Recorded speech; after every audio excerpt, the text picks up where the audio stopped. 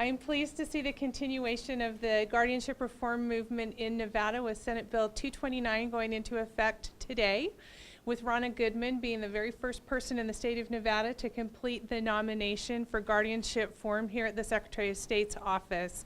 And it's more than just symbolic that Ronna was the first person to be able to complete the form. It's a literal fulfillment of one of the goals that Ronna had with regard to guardianship reform. This idea, the idea of a lockbox and a guardianship nomination form, was born of Ronna Goodman as she met with seniors throughout the state trying to determine how we could best protect them. As somebody who holds the protections of elders and seniors dear, I certainly wanted to be a part of this. Senate Bill 262 and the 2015 legislation sparked off a firestorm in terms of guardianship reform here in the state of Nevada, which led to the creation of a guardianship commission that both Ronna and I were able to serve on during the interim between the 2015 and 2017 legislative sessions. Ultimately, the work of that commission resulted in 5 guardianship reform bills this last legislative session, all of which passed, and all of which ensure that civil rights for seniors in Nevada are going to be protected, and that the abuses that have been perpetrated in the past are going to stay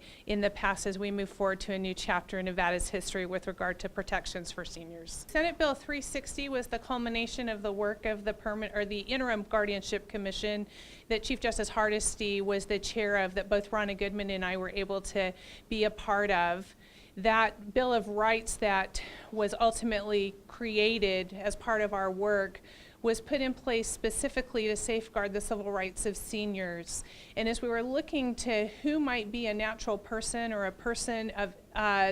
importance in a senior's life, we felt that including just family members was not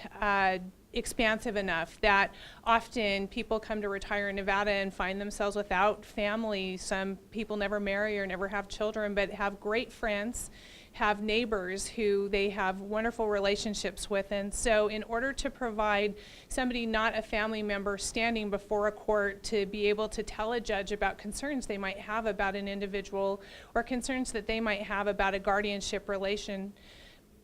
we decided that the term person of natural affection was a great descriptor of a person who would have an interest in seeing that somebody's protected and kept safe and would give them standing before the court. And so the descriptor personal of natural affection is just to describe that type of individual who might not be related by blood, but has a unique bond with an individual so that they can go in and tell a judge, hey, I think something's not right here. The court might want to further investigate this particular situation. And now also, thanks to a vocabulary change, it's no longer called the Ward's Bill of Rights, which is how it was drafted in the legislation.